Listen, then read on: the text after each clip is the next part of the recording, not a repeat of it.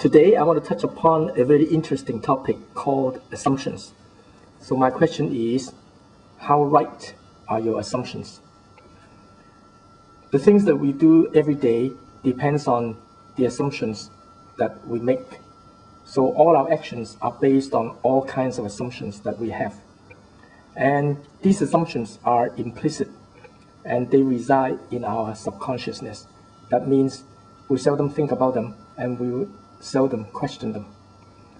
But they are very important because they govern all our thinking and actions. And if we don't bring them out, and if we don't question them, chances are we are doing the same thing again and again and again every day, hoping for different results. There are many assumptions that we need to think them as right for practical reasons. So let's go over these assumptions. The sky will not fall tomorrow.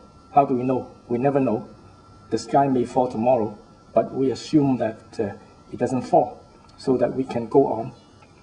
I will not die tomorrow. Well, who knows? But we have to assume that. Otherwise, life will be meaningless. We always assume that there is a better time ahead if I work hard enough to achieve it. This is what we call hope.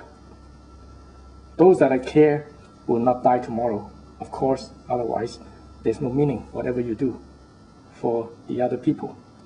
Those I care also care about me. Very important too. And this is very important in our work.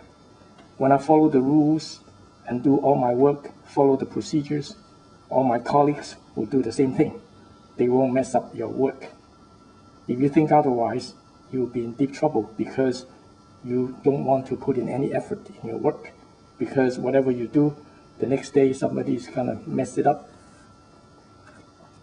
The wrong assumptions, mind you, we have so many wrong assumptions that have been held for the human race since day one. What are these? The Earth is the center of the universe. This was a wrong assumption before. Only 300 years ago, everybody believed that the Earth was the center of the universe. The Earth is flat. Everybody knew it was wrong, but we only know that it's wrong only about 300 years ago. Before that, everybody thought that the Earth was flat. Heavier than air cannot fly. A very wrong assumption. Heavier than water cannot float. What we don't see do not exist. These are the wrong assumptions that we used to hold as true only about 300 or 400 years ago. Now we come to the stock market. We are holding a lot of assumptions. Many of them are wrong. We have to bring them out and we have to question them. In fact, all my videos are devoted to questioning these assumptions and give you the facts. If you want further details, just go through all my other videos. Let's go through some of the very basic assumptions. Is the stock market fair play? No, because there exist some big players there who have a lot of cash to buy and a lot of stocks to sell. So they have overwhelming power over you. Do the big guys play the same way as we do? We only wish they do not play the same way. If they play the same way, they are no big guys. Does the law protect you? Well, you have to ask who made the law first and who influenced the law. Does the retirement fund help you retire or help the manager retire? Well, you ask this question and you think about it. Am I an investor in the stock market? No. You and I are just a player. To speak frankly, we are just a free rider. The true investors are those who put in a lot of sweat and money and time. They work in a company every day and every year. How dangerous is the stock market? Very dangerous And the danger is inversely proportional to your common sense. If you don't have common sense when you play, it becomes more dangerous.